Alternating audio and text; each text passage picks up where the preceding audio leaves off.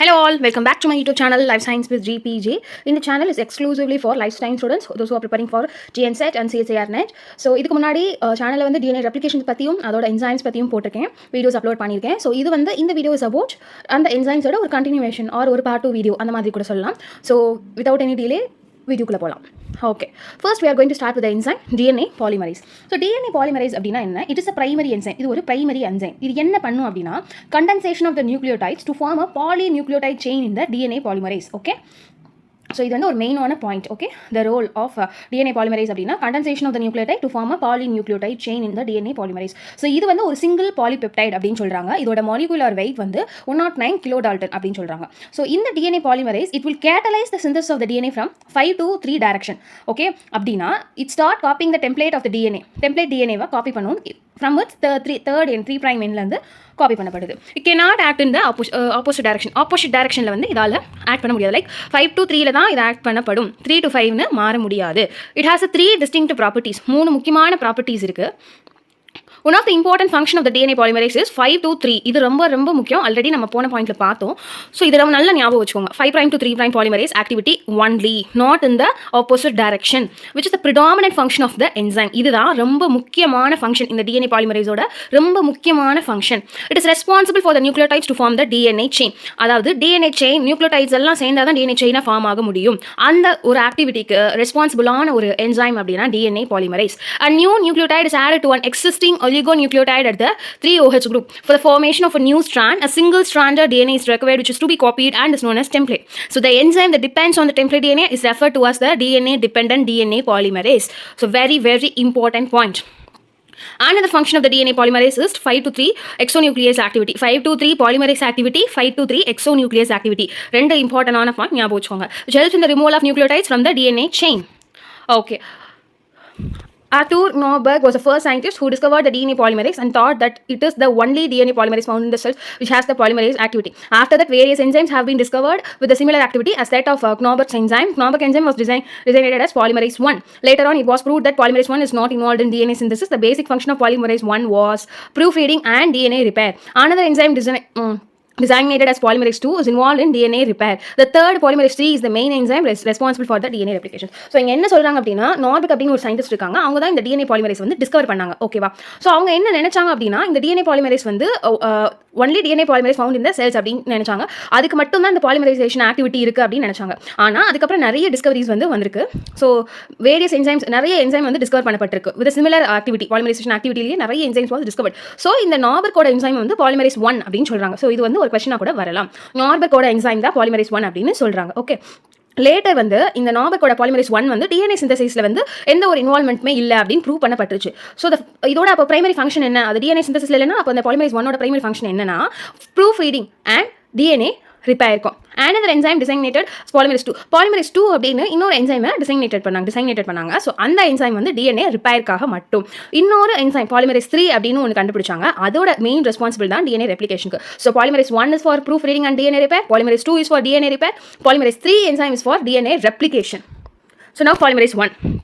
So this enzyme is suggested to involved in the DNA replication. Suggested to be involved தான். Okay. So this enzyme is now considered to be a முன்னாடி இதை suggest பண்ணப்பட்டிருக்கு. இந்த DNA polymerase வந்து DNA replicationல involve ஆகலாம் அப்படின்னு suggest பண்ணப்பட்டிருக்கு.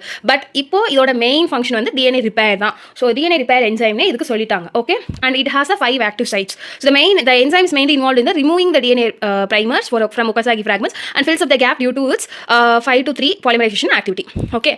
So இந்த enzyme வந்து மெயினாக இதில் இன்வால்வ் ஆகிருக்குன்னா RNA primers வந்து Okazaki fragments என்னன்னு DNA ரெப்ளிகேஷன் வீடியோலயே சொல்லியிருக்கேன். ஸோ கண்டிப்பாக அதை போய் பாருங்க. ஓகே, ஸோ அந்த Okazaki fragmentsல இருக்க RNA primers ரிமூவ் பண்ணிடும். அந்த கேப் இருக்கும்ல, ஸோ அதை வந்து it fills up the gap. Polymerization activity மூலமா it fills up the gap. So the important function of this enzyme is proofreading. Proofreading அப்படின்னா என்ன, DNA repairனா என்ன அப்படின்னு நெக்ஸ்ட் வீடியோஸில் போடுறேன். ஸோ stay tuned, அப்டேட்டடாக இருங்க சேனலில். Okay, which includes polymerization activity and exonuclease activity. இது வந்து நம்ம போன ஸ்லைட்லேயே பார்த்தோம். ஸோ இந்த பாலிமரைஸோட முக்கியமான 3 main functions polymerization activity, exonuclease activity அப்படின்னு. Okay, DNA polymerase 1 consists of 2 fragments. 2 fragment இருக்குது. ஒன்று வந்து லார்ஜர் ஃப்ராக்மெண்ட், ஒன்று வந்து ஸ்மாலர் ஃப்ராக்மெண்ட். இந்த லார்ஜர் ஃப்ராக்மெண்ட்டுக்கு இன்னொரு பேர் வந்து லெனாவ் ஃப்ராக்மெண்ட் அப்படின்னு சொல்கிறாங்க. இந்த largest fragment வந்து 3' to 5' exonuclease activity with 5' to 3' polymerizing activity. Smaller fragment வந்து 5' to 3' exonuclease activity. அதாவது larger fragment ஓட அப்படியே ஆப்போசிட். ஓகே, இதெல்லாம் ஞாபகம் வச்சுக்க வேண்டிய point. You have to note it down. Next is about DNA polymerase. DNA polymerase 2, okay, it resembles polymerase 1 தான் இது வந்து ரிசம்பிள் பண்ணுது அப்படின்னு சொல்றாங்க.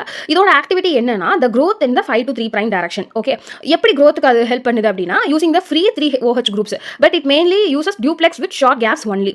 இது வந்து it cannot use to nick the duplex, அதாவது அந்த DNA polymerase 2 ஆல எந்த ஒரு கேப்பையும் சேர்க்க முடியாது, ஜாயின் பண்ண முடியாது. Okay, although it has a 3 to 5 prime exonuclease activity, it lacks, அதாவது 3 prime to 5 prime exonuclease activity மட்டும்தான் இதால் பண்ண முடியும்.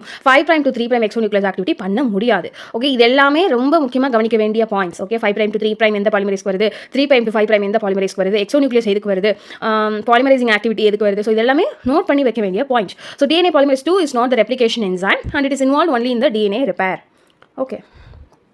Next is DNA polymerase 3. இது வந்து ஒரு ஹெட்டிரோ மல்டிமெரிக் என்சைம் அப்படின்னு சொல்லிடுறாங்க. இதோட மாலிகுலர் மாஸ் வந்து 900 kilodalton. இது வந்து it is in its complex or holoenzyme form. So this core polymerase that has a catalytic activity. முன்னாடியெல்லாம் என்னென்ன ஆக்டிவிட்டிஸ் பார்த்தோம் ஞாபகம் வச்சுக்கோங்க. இங்கே DNA polymerase 3 வந்து கெட்டாலிட்டிக் ஆக்டிவிட்டி கன்சிஸ்ட் ஆஃப் 3 சப்யூனிட்ஸ். மொத்தம் 3 சப்யூனிட்ஸ் இருக்குது.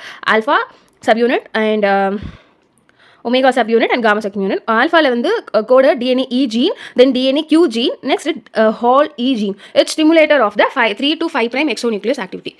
The core enzyme which has the ability to synthesize the DNA, it consists of the subunits alpha, beta and omega. Okay, so the next subunit it is coded by the DNA X gene. So என்னெல்லாம் genes வருதுன்னு ஞாபகம் வச்சுக்கணும். DNA E பார்த்தோம், DNA இப்போ DNA X பார்த்துருக்கோம், DNA Q பார்த்துருக்கு, Hall E gene பார்த்து. It's responsible for the dimerization catalytic core and increased activity. So this catalytic core synthesis rather short DNA strands because of its tendency to fall off the DNA template. Okay, next also is about DNA polymerase 3. So இது வந்து it is responsible for the synthesis of both NAS and DNA strands at the replication fork. It contains at least 20 polypeptides. ஒரு 20 polypeptides ஆகுது இந்த DNA polymerase 3ல இருக்குது அப்படின்னு சொல்கிறாங்க. And these are the important points. Important points தான் நான் explain பண்ணிட்டு இருக்கேன். You can note down every point, but important points வந்து நான் எக்ஸ்பிளைன் பண்ணிட்டு இருக்கேன். Here we can see the difference between DNA polymerase 1 and 3. 1 வந்து it is encoded by the poly A gene. Here it is a main DNA polymerase 3. It is a main enzyme that aids prokaryotic DNA replication.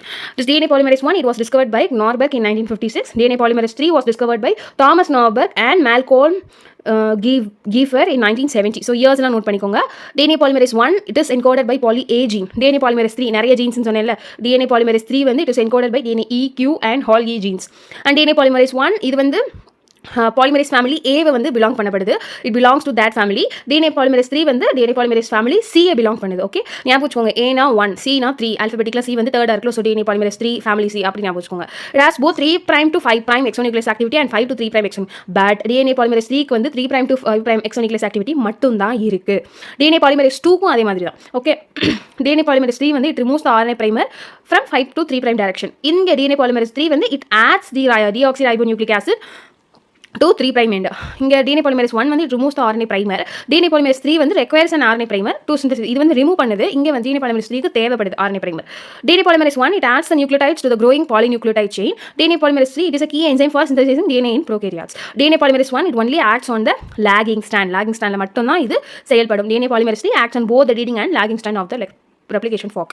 DNA polymerase 1 வந்து it can add only up to 10 to 20 nucleotides. ஒரு செகண்ட்க்கு DNA polymerase 1 ஆல 10 ல இருந்து 20 nucleotides மட்டும் தான் add பண்ண முடியும். DNA polymerase 3 அப்படி கிடையாது. It can add around 1000 nucleotides. ஒரு per செகண்டுக்கு DNA polymerase 3 ஆல 1000 nucleotides ஆட் பண்ண முடியும்.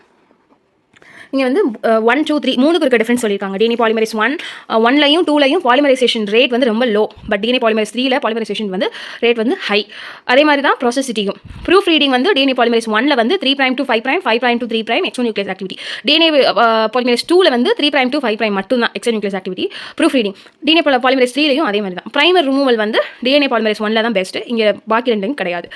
ஸ்ட்ராண்ட் சிந்தசிஸ் வந்து லாகிங் ஸ்டாண்டில் மட்டும்தான் DNA polymerase 1 அது பண்ண முடியும். ஸ்டாண்ட் சிந்தசிஸில் DNA polymerase 2ல எந்த ஒரு ரோலும் கிடையாது about stand synthesis. DNA polymerase 3 வந்து போத் ஸ்டாண்ட்ஸ். இது வந்து நம்ம லாஸ்ட் போன ஸ்லைட்லேயே பார்த்தோம். DNA ரிப்பேர் வந்து DNA polymerase 1 and 2 வந்து இருக்குது. பட் 3க்கு அது எந்த ரோலுமே இல்லை. Next is about single strand protein. இது SSB ப்ரோட்டீன் அப்படின்னு சொல்லுவாங்க.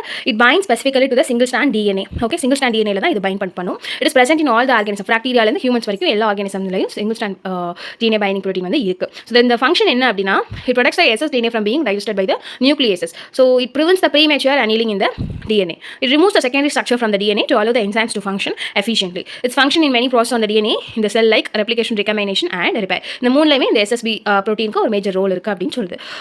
ஓகே, ஸோ ஃபார் நம்ம டிஎன்ஏ ரெப்ளிகேஷன்ஸ் பற்றி பார்த்துருக்கோம், டிஎன்ஏ ரெப்ளிகேஷன் என்சைம்ஸ் பற்றி பார்த்துருக்கோம். இன்னும் நிறைய என்சைம்ஸ் இருக்குது. We can see that. So இதுக்கப்புறம் வந்து we can see about fidelity of replication, DNA repair, recombinations. So இந்த யூனிட் 3ல வந்து மேஜராக இருக்க டாபிக்ஸ் எல்லாமே நம்ம வீடியோஸில் டெய்லி கவர் பண்ணுறோம். ஸோ கண்டிப்பாக சேனலை சப்ஸ்கிரைப் பண்ணாதவங்க லைஃப் சயின்ஸ் வித் ஜிபிஜே இந்த சேனலை கண்டிப்பாக சப்ஸ்கிரைப் பண்ணி வச்சுக்கோங்க. ஸோ யூஸ்ஃபுல்லான கிளாஸஸ் வந்து தொடர்ந்து வந்துட்டுருக்கு.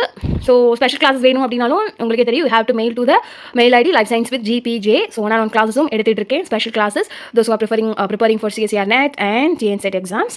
And thank you for watching the video. Bye bye.